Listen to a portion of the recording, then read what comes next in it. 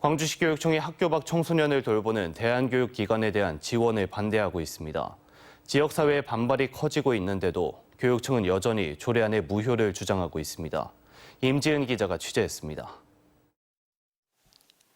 방학 중에도 무상급식을 추진해 보편적 복지를 실현시키고자 했던 이정선 광주시 교육감.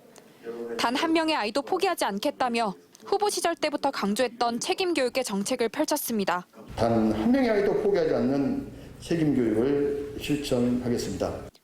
이정선 교육감이 포기하지 않겠다고 말하는 단 한 명의 아이의 기준은 제도권 아이들만을 말하는 것인지 의구심이 들게 하는 교육 현안이 있습니다. 바로 학교 밖 청소년들을 돌보는 대안교육기관 예산 문제입니다. 광주시 의회가 광주시 교육청으로 하여금 대안교육기관을 위한 운영비 등을 지원하는 내용의 조례를 통과시켰는데 시교육청이 이것을 반대하고 있는 겁니다. 운영비 예산을 광주시 교육청으로 하여금 추가 부담하게 하는 게 아닌데도 반발하는 이유에 대해 시교육청은 상위법이 없다는 이유를 근거로 들고 있습니다.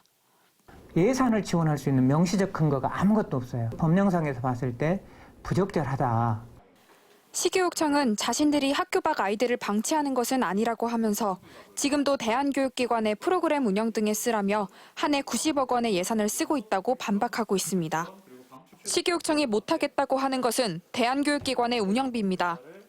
학교 밖 청소년들을 먹일 한 끼 6천 원의 급식비와 교사의 인건비를 지급하게 되면 대안교육기관의 관리감독 주체인 교육청이 운영비 지급의 책임까지도 떠안게 되기 때문입니다. 국회는 지난 2020년 미인과 교육시설에도 법적 지위를 부여해 학생 교육의 질을 보장할 수 있도록 하는 법률안을 의결했습니다. 국회가 3년 전 대안교육기관 입법을 추진한 것은 광주시와 같은 자치단체보다는 교육청이 나서서 학교 밖 청소년들의 법적 지위를 보장하는 것이 더욱 교육적일 것이라는 취지였습니다.